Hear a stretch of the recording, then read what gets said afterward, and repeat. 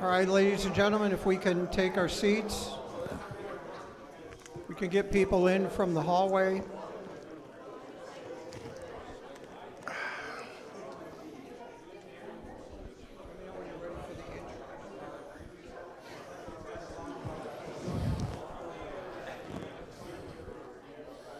Okay, folks, I'd like to introduce our next speaker. With a PhD in American history from the University of Florida and a stint teaching world history and world environmental history at Monmouth University, our next speaker, Mr. Simone, does not lack for academic cred, by far. But to me, it was his stint as a curator for the NASCAR Hall of Fame from 2016 to 2021, that drew the most interest from myself. Dan is another repeat speaker here. We've always enjoyed having him here. Don't worry, he's still gainfully employed, even though he doesn't work for the NASCAR Hall of Fame anymore. In fact, he sits on the board for the Hall of Fame induction for the Indianapolis Motor Speedway. Dan last year talked about, for those of us on the East Coast, a somewhat overlooked series, NASCAR's Winston West Series. And I believe Dan's going to speak about that today. So you're going to learn more about the people, the personalities, and all the cool people that raced on the West Coast. And without further ado, let me introduce Dan Simone.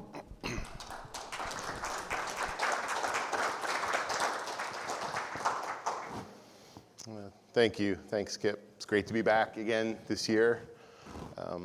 Just a shout out to Allison's the previous presentation.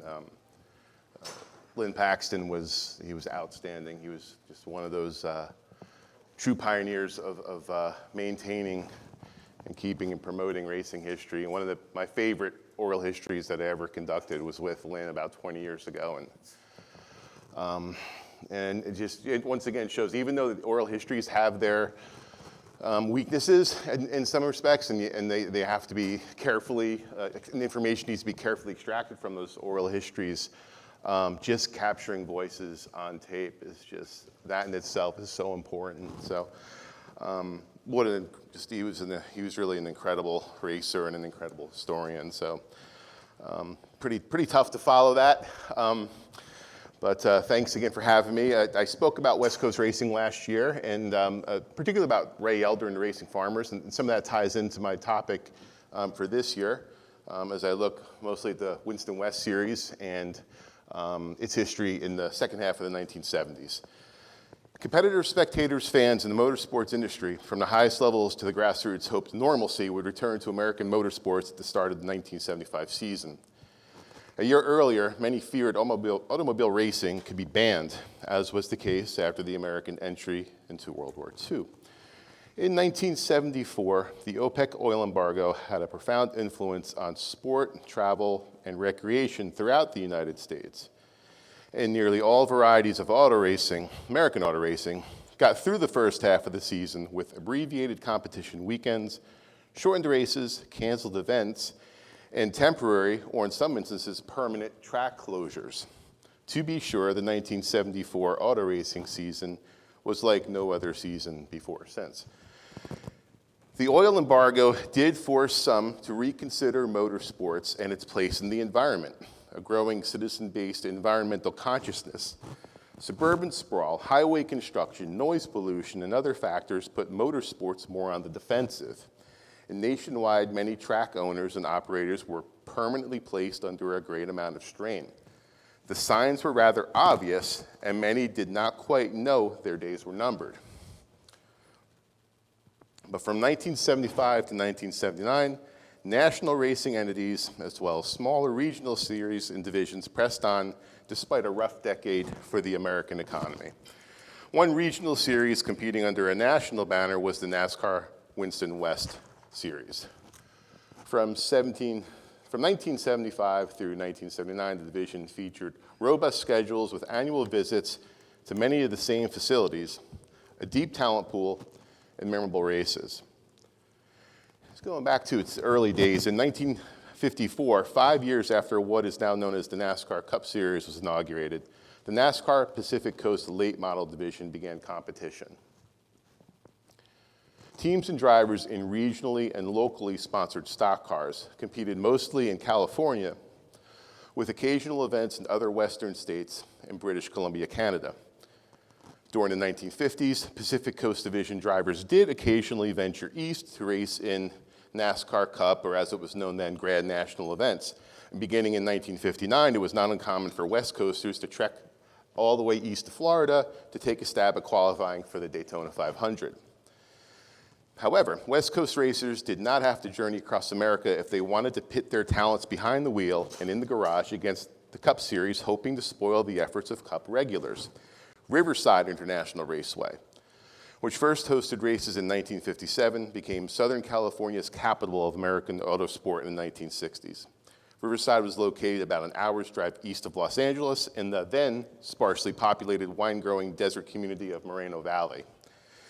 The track accommodated all forms of motorsports and attracted domestic and foreign competition, even hosting a Formula One race in 1960. And during the 1960s, NASCAR's top division visited Riverside twice a year.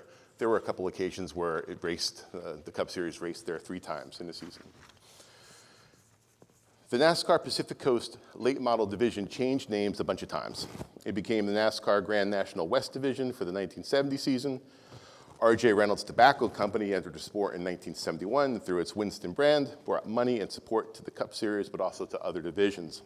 For a time, it was known as the NASCAR Winston Western Grand National Series, and eventually in the mid-70s was referred to by its most famous moniker, the NASCAR Winston West Series. Perhaps no better place to start a discussion of the 1975 Winston West season is with a brief mention of who was not on the track. Jack McCoy concluded his driving career at the close of the 1974 Winston West season. The Modesto, California driver claimed 2 championships, one in 1966 and another in 1973, and is best remembered for being credited with 54 series victories. His indelible impact on the growth and development of the series cannot be quantified. Not to be overlooked, there was a second major series absence in 1975. Dick Bound quit his career behind the wheel after competing in the season opener at Riverside in January. He won 14 races in the division and was one of the most popular drivers to hail from the Pacific Northwest in the first decades of the series. McCoy and Bound left behind a talented group of series regulars and young drivers. A few had aspirations of moving on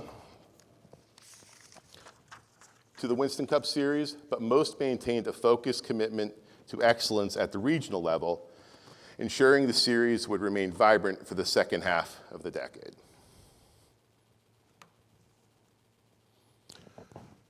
Ray Elder, one driver who hoped to race full-time at the national level, picked up championship number 5 in 1974, and few were willing to bet against the pride of tiny Carruthers, California, in his quest for a 6th title in 1975.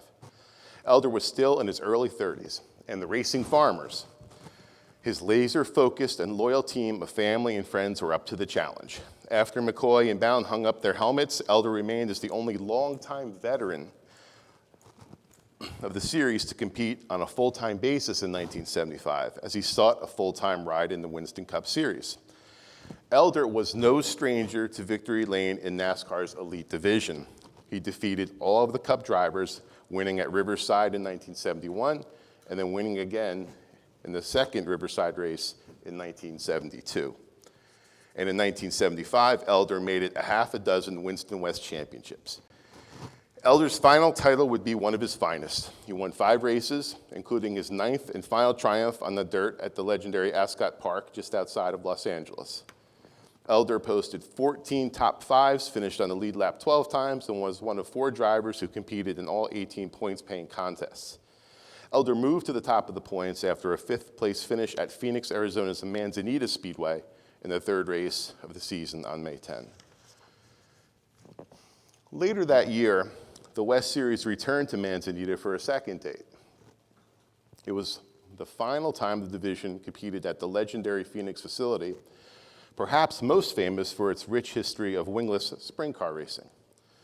Although the Arizona State Fairgrounds in Phoenix, which was paved in the early 1960s, would absolutely require inclusion in the debate, There is no more iconic dirt track in the Valley of the Sun and in the Grand Canyon state than Manzanita. And according to one of the greatest contributors of our understanding and deep knowledge of track histories in both the US and Canada, was the late Alan Brown, who should be in every racing hall of fame in the United States by next year. Manzanita, which originally hosted dog races, began hosting auto races in 1951. But the development of affordable air conditioning, the interstate highway system, and a growing baby boomer population led to massive growth in many small Sunbelt cities beginning in the 1950s. Greater Phoenix has become one of the largest metropolitan areas in the United States. The Manzanita property sold for development in 2009. Many of the tracks once on the Winston West calendar throughout the 70s suffered similar fates in the decades to come and are long gone today.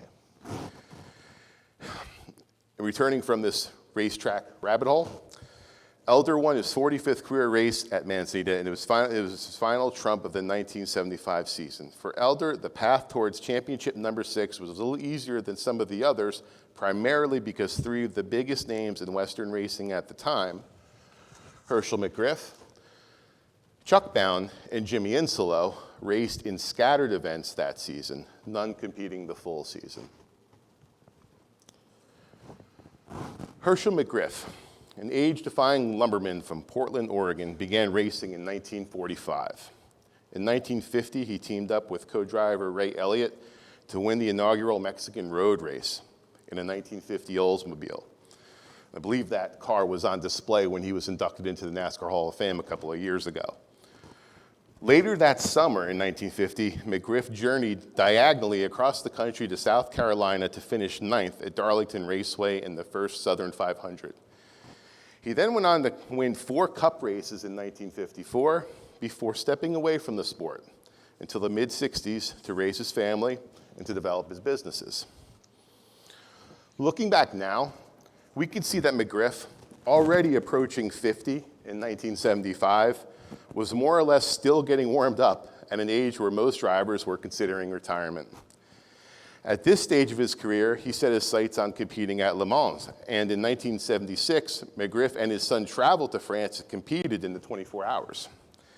Throughout the 1970s, he often raced at Portland Speedway, his home track, where he won 5 straight Winston West races in between 1971 and 1973. Beginning in 1980, he committed to full-time Winston West seasons, and McGriff was voted Winston West's most popular driver for 12 consecutive seasons. He won the series championship in 1986 and claimed 34 West Series victories, his last one coming in 1989 at the age of 61.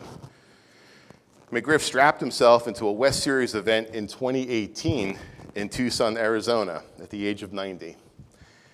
And he was inducted into the NASCAR Hall of Fame a couple of years ago.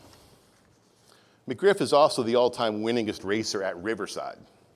As Shav Glick, a member of multiple Halls of Fame who covered motorsports for decades for the Los Angeles Times, reflected shortly after Riverside's 1988 closure, on a cool Saturday in January of 1969, the Permatex 100 unveiled a driver who went on to win more road races than anyone else would ever win there. Herschel McGriff, almost totally unknown in Southern California, started 41st, in last, but by the 6th lap, he was in 2nd, and he wound up passing Ron Grable to win. Who is this guy? The assembled media and the track officials asked. Well, McGriff scored his 14th and last Riverside victory in the 1985 Pep Boys 300 at the age of 57. He was 60 when he drove in the 1988 Budweiser 400, the final NASCAR Winston Cup race held at Riverside, where he also served as the event's Grand Marshal.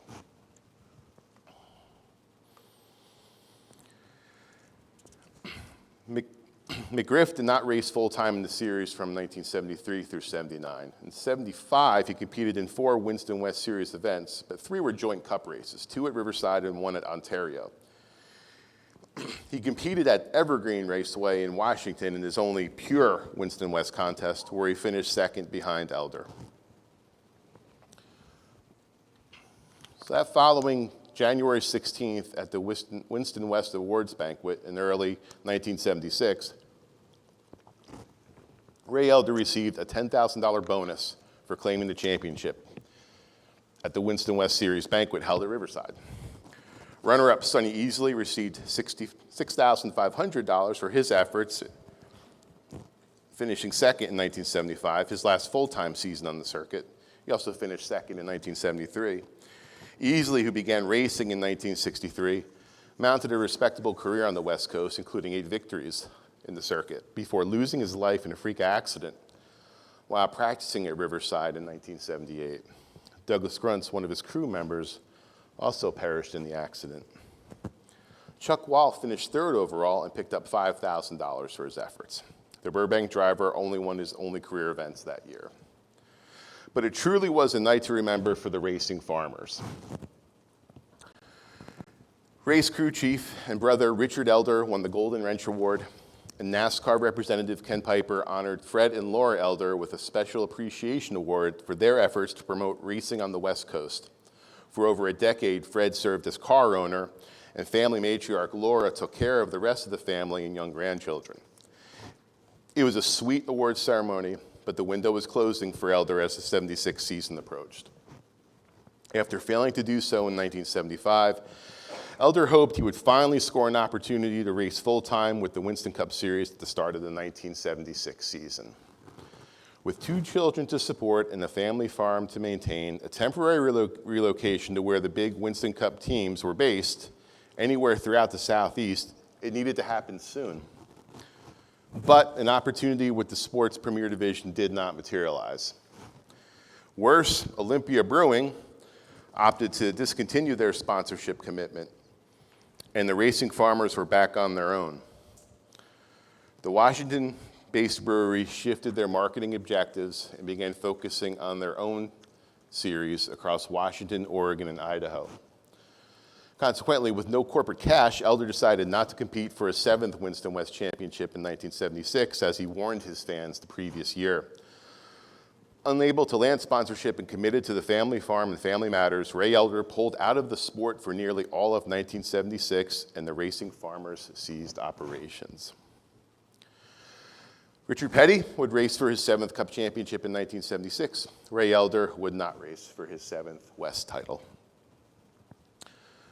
That 76 season opened, as it often did, at Riverside with a combined Cup and West race, and as always, a group of regional regulars took a stab at making the race. Every January and June during the 1970s, Winston Cup drivers had to muscle their cars up and down and around an unfamiliar road course, their crews tasked with setting up a car to turn right. Back then, it was the only road course on the schedule. Watkins Glen would not become a series staple until 1986. The Winston Cup stars had to compete against a group of talented drivers and crews with a home track advantage. And not surprisingly, the South versus West dynamic was fodder for the California sports writers who ramped up the pre-race hype in the days leading up to the event. Benny Parsons, who finished 3rd at the previous Riverside race in June 1975, mentioned both Elder and Jimmy Insolo as 2 of the guys to beat in a pre-race interview. Parsons, the 73 Cup champion, knew he had to finish ahead of the local ringers if he hoped to produce a good result to start the 1976 Winston Cup season. Well, driving for Wood Brothers Racing, David Pearson earned his first win at Riverside after 13 tries. That same Sunday, the Pittsburgh Steelers defeated the Dallas Cowboys in Super Bowl X by a score of 21-17. Cale Yarborough finished 2nd in front of nearly 55,000 race fans. This race would also mark the last time 2 Winston West regulars would finish in the top 5 at Riverside. Jimmy Insolo, starting way back in row 13, drove all the way to a lead lap podium finish, taking 3rd. Insolo bested Elder, who entered the Riverside race, hoping to again spoil as he did in 71 and 72. Elder came from row 5 and battled to a 4th place result, the first driver 1 lap down. Elder put himself in position for Cup Series win number 3, at one time racing side by side with eventual winner Pearson at one point in the race. Eventually, Elder ran out of room and slid off the track, eventually going on to muscle to a 4th place result, a lap down. Benny Parsons, by the way, rounded out the top 5. Winston West regulars once again took it to nearly all of the Cup regulars. But that was just about it, because good runs for Winston West drivers waned considerably over the next 10 years at both Riverside and at Ontario.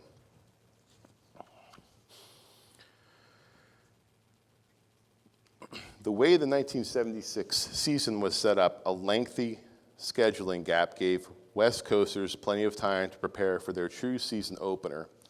And as spring approached, both racers and fans realized there would be a first-time champion in 1976. Chuck Bown, only 22 years old, but already a Winston West veteran, had the talent, resources, connections, and personality to make a mark on a national series someday. He was Herschel McGriff's son-in-law, grew up around and raced against his dad, Dick Bown, in many events, competing in his first series race at the age of 16 in 1970. After two strong Winston West full seasons in 72 and 73, Chuck Bown raced a limited number of events in 74 and 75. However, he consistently ran up front with the leaders, posting 35 career top finishes out of 75 races. Dick Bown's Rose Auto Wrecking sponsored his son Chuck's cars through the 1975 season. However, in 1976, Bown would compete in the series driving a 1975 Chevy Laguna, prepared by fellow Northwesterner and engine specialist Jack D. McCoy, not to be confused with the champion driver from Modesto, with Gerald Craker serving as car owner with Lakes Drywall, a local company operating out of Oregon, as primary sponsor. With additional sponsorship and assistance extending beyond the family business, Bown was positioned to become the first driver other than Elder or McCoy to win the championship, since Scotty Kane did, winning back-to-back titles in 1967 and 68. On June 27th, Chuck Bown began his championship run in the Winston West regular season opener at the paved 5/8 mile oval at Evergreen Speedway.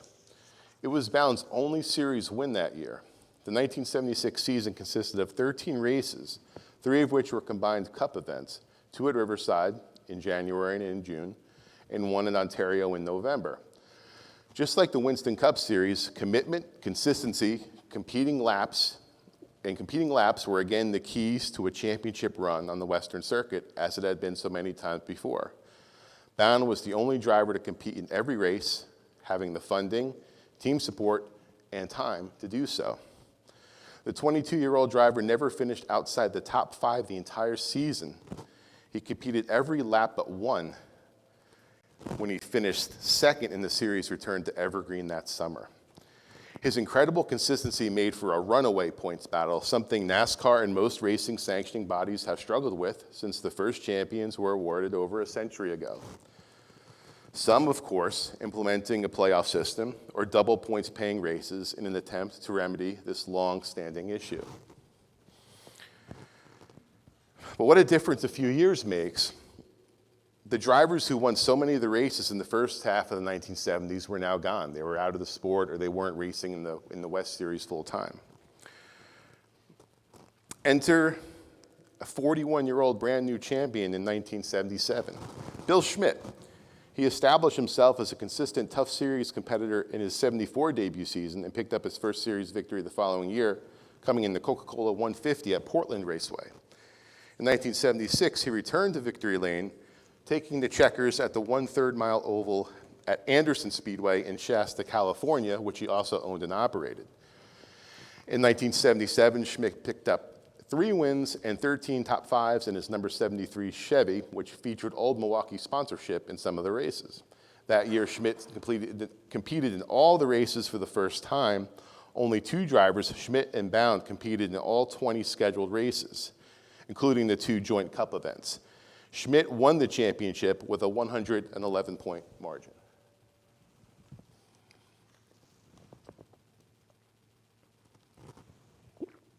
One of the best drivers to emerge from Northern California, Schmidt remained competitive into his 50s and wound up with 4 series championships. His 19th and final Winston West Series win came in 1992 at the age of 56. Perhaps only Herschel McGriff raced against more future NASCAR Cup Series regulars on the West Coast as often as Schmidt. Both often battled it out on West Coast bull rings with young drivers who would find their way to full-time rides in the Cup Series many years later. Chad Little, Derek Cope, and four-time Truck Series champion Ron Hornaday Jr. were some of the drivers that they battled against as they were starting their careers. Interesting combination of generations racing during that time, because Schmidt also raced against Ernie Irvan, who raced in his first full-time Cup season in 1988 and helped put West Coast stock car racers on the national stage for good. Regionalism persisted in American stock car racing headed into the 1980s. Southeastern drivers still dominated, but Irvan was one of the drivers who began to change that permanently. The second generation versatile driver from Salinas, California won the 1991 Daytona 500 and wrapped up his injury-shortened career with 15 wins in NASCAR's top division on all types of tracks.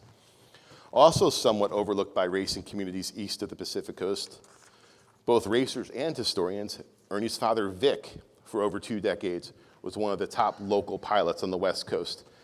Vic Irvin picked up his lone career Winston West win at one of its most iconic and toughest tracks, taking the checkers at Ascot on May 30th. Ron Hornaday is another driver I should have mentioned too, who also saw success racing the series in the 1960s.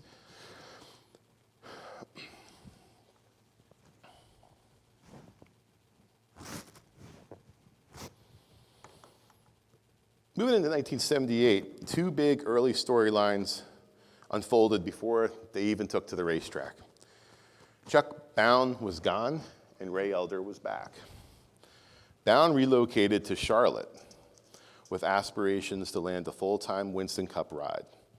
But opportunities did not come to fruition as he continued his racing career east of the Mississippi.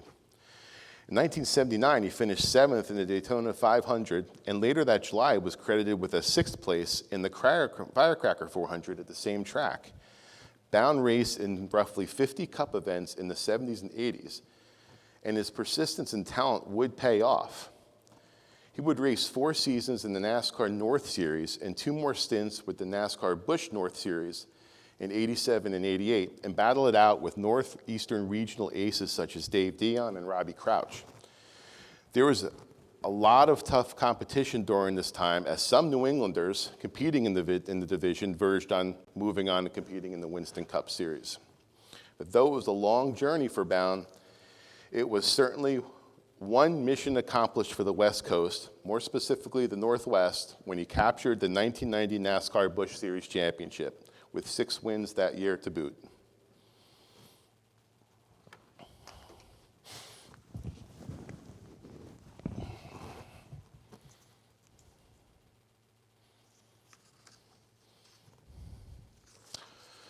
Elder, however, was set to run a full season in '78, the first and only of his career without the Racing Farmers.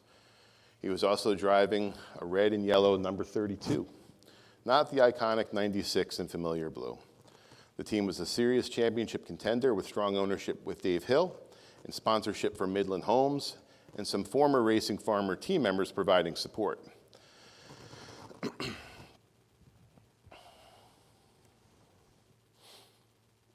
At Las Vegas later that summer, Elder won his final West Series race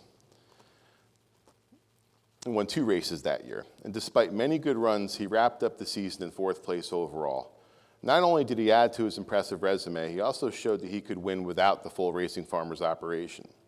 Overall, 6 championships, 47 series wins, countless heat victories, and 2 Cup wins. He was so good on all different types of tracks, but he really, probably more than anywhere else, mastered the dirt surface at Ascot Park.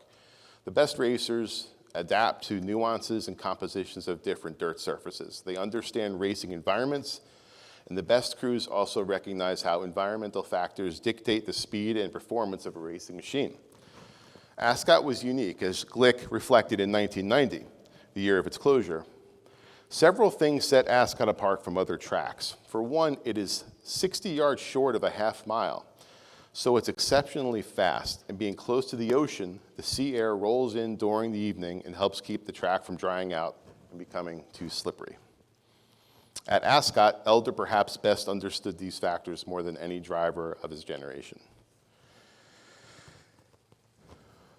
No NASCAR Hall of Fame yet for Ray Elder, but it's hard to imagine the well-informed selection committee ignoring his accomplishments much longer.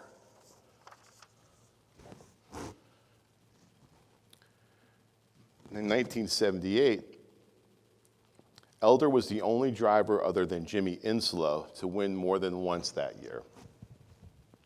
Inslow had the best Winston West Series season of his career that year. Originally from Mission Hills, California, Inslow began racing at roughly the same time as Elder in the early 1960s. However, Inslow hit his stride a little bit later in his career.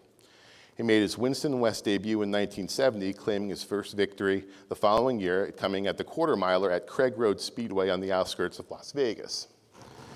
In 1972, he finished third in points, winning 7 races along the way, including 4 in a row in a span of 6 days. Gentleman Jim, as he was known for his clean driving style, was popular and respected among fans and competitors on the West Coast.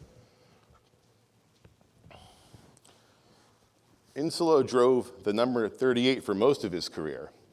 It was nearly as iconic as Elder's 96 on the West Coast.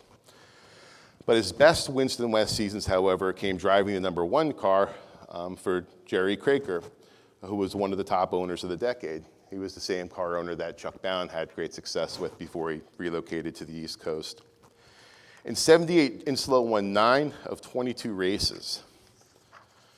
The 1973 West season finale took place on Thanksgiving weekend, and Inslow again proved he could hang with and beat some of the best funded and seasoned Winston Cup drivers after finishing behind the King, who traveled out to Arizona to race in the event, hoping to spoil the show, which he did. He claimed the pole position and won the Arizona Napa 250. Inslow was second, and then there were a couple more Cup drivers who came out west with their season having been completed. Bobby Allison finished second. Neil Bonnet took third. The race was held the week following the conclusion of the '78 Cup season and proved to be a much-needed confidence boost to wrap up Richard Petty's season.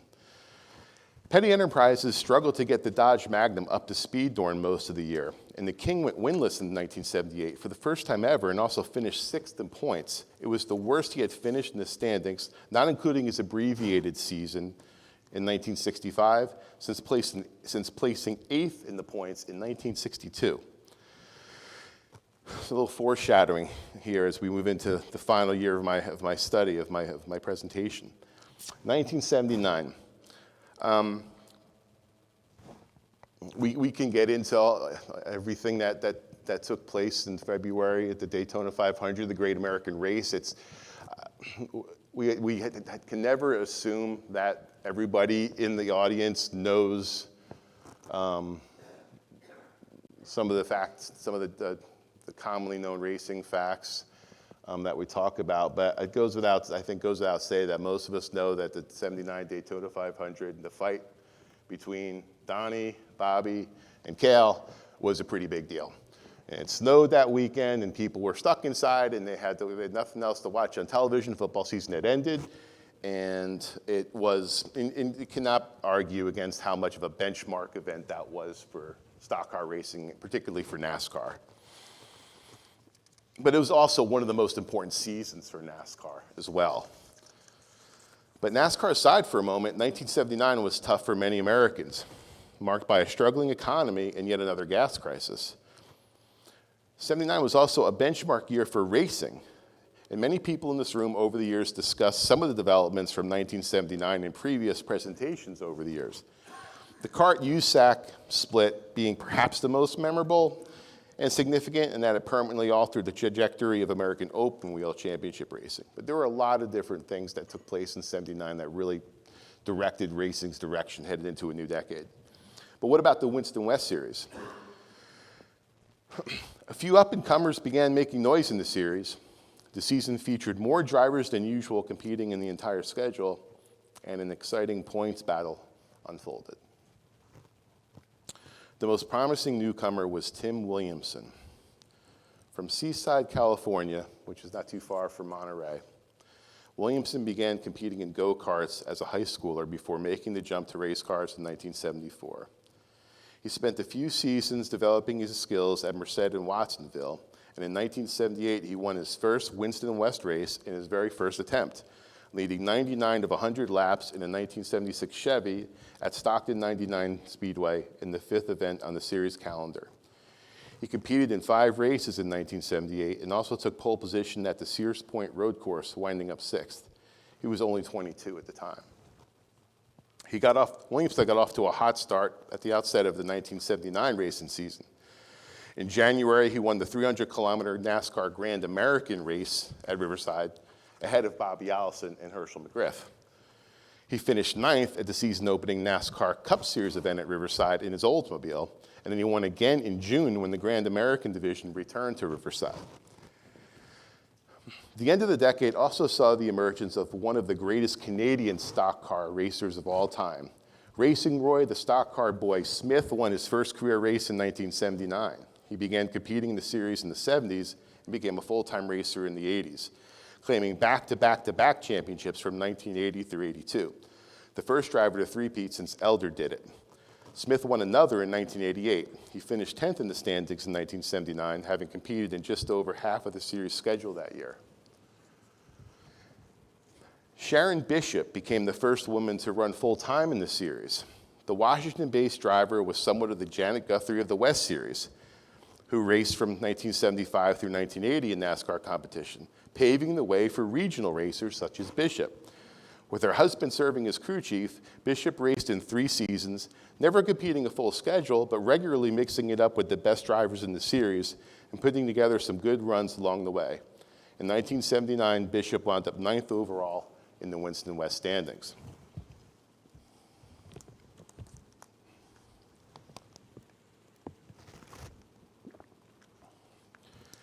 The 79 season was tight all the way to the finish, much closer than the previous season.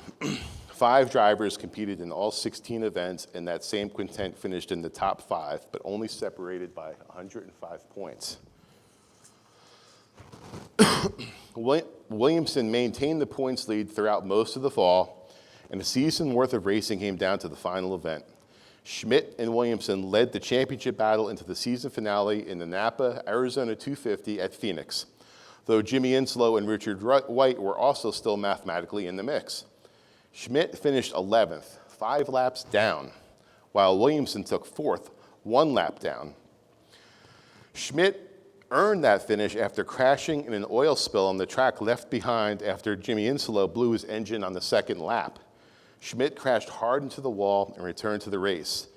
He nursed his car around the 1-mile flat oval, and every lap he completed and every car he passed was critical. At the end of the 156-lap race, only 5 points separated Schmidt, the championship veteran, and Williamson, the emerging superstar. Williamson had an average finish of 7.8. Schmidt's was 9.1. Williamson had 1 victory. Schmidt had 4. Schmidt had 9 top 5s. Williamson had 8. But Schmidt had 10 top 10s to Williamson's 13. Yeah, I have this program at home. I just love this cover. It's the earliest memories for me, not just with movies, but also watching races and the Darth Vader, and then Darrell Waltrip, and I guess that's Stevie. Yeah, it's a great cover, and it's pretty hard to see who the villain was in '79. It wasn't Richard Petty. It definitely was Waltrip, and Waltrip was getting better and better and making a lot of noise, and it was just a matter of time before he was going to win a Cup championship, and there was a real good chance it was going to come in '79. Because at the time, it was the closest championship chase in history. It was a season-long, neck-to-neck battle between Petty and Darrell Waltrip, and the championship would be decided at the final race at the Indianapolis of the West, the 2.5-mile oval at Ontario. Petty finished 5th on the lead lap, while DW came home 8th, 1 lap down. Both received 5 crucial bonus points for leading a lap. I missed that old NASCAR points system. It was 5, top for finishing 1 through 10. I think you received 5, increments of 5 points, and it was down to 4 points, then down to 3 points. I think that ended right about when Winston got out of the sport and Nextel came in and the playoff system was put in. But I still miss that. It rewarded consistency, that old system. By the numbers, Petty won 5 races. Waltrip claimed 7 victories. The King's average finish was 6.4. Waltrip's was 7.0. Petty had 23 top 5s. DW had 19. Petty had 27 top 10s. Waltrip had 22. Petty won a single pole. Waltrip was credited with 5. But it's the littlest of little things, and really where part of the title of my presentation comes from. Yes, in many instances, luck factors into a season, just as hard work, hard driving, brilliant strategy, and precise pit work factors into championships, just as often down to individual races. Then there are those moments that are little known at the time to have massive implications down the road. A lot of you, or some of you, have probably heard this story before, but it shows how sometimes statistics and numbers are only part of the equation, whereas impact is sometimes unquantifiable. Re-enter Jimmy Inslow. By the time the NASCAR Cup Series returned to Riverside for its second date in June 1979, Inslow had clearly made his mark with the Cup Series drivers. He had already posted 8 top 10s, 4 of which were top 5s in Cup events from 73 through 78. Seeing success at Riverside and Ontario too. So he was good on the road course, and he was able to run fast at Ontario. He was also on his way to another excellent Winston West season. Although he didn't repeat as champion, he was locked up in the points battle all season long, ultimately placing 3rd in the championship. He won 2 races, one at Sears Point, another one at Spokane, Washington, and Inslow started the June Riverside event on the front row after qualifying 2nd. He set the track record in 1978 in the 1977 Camaro for a Grand American stock car race with a lap of 117.585. So it was no surprise he would qualify outside the front row, by the way, next to rookie Dale Earnhardt for the 1979 Summer Cup race at Riverside. In fact, the 79 Cup season featured the emergence of Earnhardt, who won his first race that year and took Rookie of the Year honors. In the final race of 1978, Inslow started the Ontario race for Earnhardt. This allowed the young contender to hold on to his rookie status for the 1979 season. As per NASCAR rules, Inslow earned the 7th-place finish Earnhardt came home with. Inslow was running in the top 5 at Riverside until blowing his engine on lap 45. His day came to an early end. He cooled off and changed into his street clothes. The race took place on a hotter than normal day, and the drivers still competing in the race had to contest a difficult racetrack under exceptionally uncomfortable weather conditions. Meanwhile, Richard Petty, who is as tough as they come, was struggling behind the wheel of his famous 43. To make matters worse for Petty, he was already not feeling well on race day, and he was wrestling with mechanical issues with his Dodge. Crew Chief Dale Inman and engine builder Maurice Petty knew Richard would need to vacate the car at some point. And there's a great account of this story, and I just want to give a shout out by former racer Rick Crow, who did a podcast with Jimmy Inslow, and you can find it on YouTube. It's a 90-minute discussion with Inslow. It's entertaining and it's insightful, and Jimmy really does a great job talking about some of the other side stories involved with that race at Riverside, where he filled in for the King. He was asked to drive in relief for Petty with 20 laps left in the event. The 43 rejoined the race in 4th place with Inslow now behind the wheel. He passed Cale and finished 3rd. NASCAR, as it always had, awards the points and finishing position to the driver that takes the opening green flag in that car's number. There have been some notable relief drivers taking the checkered first and not officially credited with a victory. NASCAR is not alone. Ray Haroon had a relief driver in the first Indy 500, but few remember his relief driver, Cyrus Paschke. As Mike Hembry, longtime motorsport journalist, pointed out a few years ago, a rearview mirror of that 1979 season would show numerous places in which the tide ebbed and flowed. But Insulo's smooth and steady finish kept Petty in the top 5. With a few minor slip-ups, the King may not have had 7 championships, and Dale Inman may not have claimed 8 career championships as a crew chief. He had 7 with Petty, and 1 came later as crew chief for Terry Labonte in 1984. And that's where my disrupting history reference kind of comes in the most for this presentation. Sometimes it's the smallest mid-season matter of a few laps that can have a great effect on a championship and on legacies. Nearly all Winston West drivers remained regional racing stars, and heading into the 1980s, Westerners continued making their biggest impact on the Cup Series as owners, innovators, crew chiefs, administrators, and mechanics.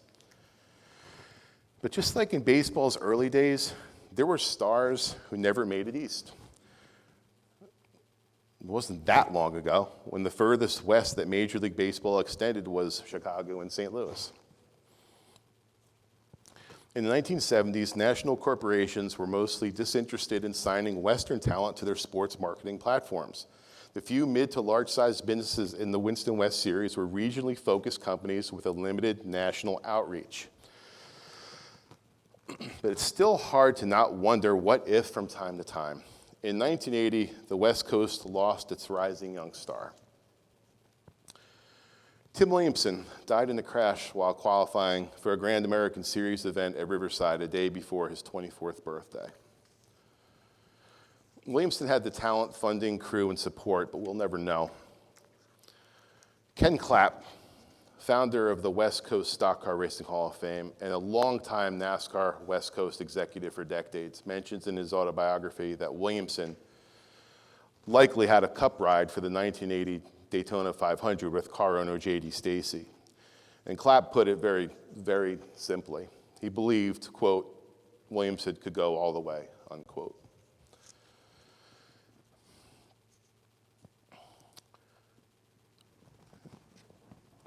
Still, as the Winston West Series enjoyed sustained commitment from NASCAR, it remained a regional minor league series with a driver talent pool capable of making the jump if the major leagues came calling. Finding a job is a job. Therefore, the only route to a cup ride at this time in the sport's history meant a driver was willing to move east and commit to a full-time search.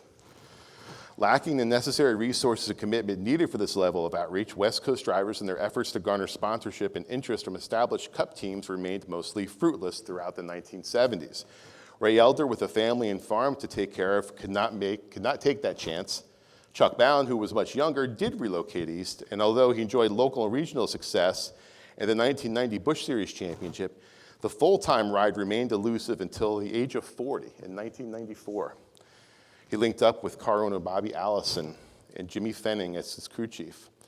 Unfortunately, that season and his career was cut short by a horrible crash.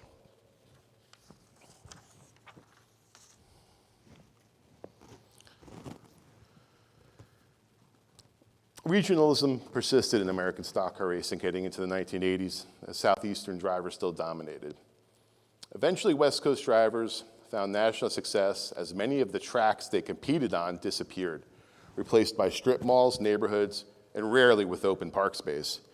In the second half of the 1970s, auto racing forever became a much larger component of debates over place and space. Although the Federal Noise Abatement Act of 1972 granted auto racing an exemption from noise statutes and motorsports survived the 73 and 74 OPEC oil embargo, nearly every week from 1975 through 1979, National Speed Sport News and Illustrated Speedway News included at least one article updating the status of a battle between a racetrack operator and his or her neighbors. Forced to address civilian noise complaints, promoters attended workshops to gather tips regarding noise abatement and to develop public-friendly policies. Basically, the survival of a racetrack depended on an owner's willingness to cooperate with citizens and government officials, not drivers and fans. Regardless of a track operator's vain attempt to silence cars and work with surrounding community sprawl and a growing demand for quiet, it still killed countless speedways. However, states and communities enacted their own ordinances, which led to curfews and muffler-equipped race cars. And that's why I'm closing with this photo of Elder in 1978. And he's got, he's got the stash going, which is outstanding. And posing next to his new ride, the Midland ride from '78. And the caption isn't about him winning, going for his 6th championship and having 43 career wins at the time and all of his success on the track. It's about the muffler. And that just kind of shows that racing was be part of a bigger environmental conversation after the OPEC oil embargo. Nearly all of the racetracks where Jack McCoy won 2 Winston West championships and Chuck Bown, Jimmy Inslow, and Herschel McGriff won their series championships are long gone. It was clearly a back in the good old days era for motorsports on the West Coast, but now, looking back 50 years since Ray Elder's 6th and final championship in 1975, we can see that changes were underway, particularly in the business of racing, the politics of racing, and criticism of autosport, with an increasing awareness of the place of motorsports within the environment.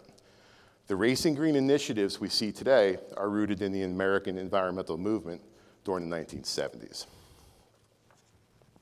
Thanks, everyone.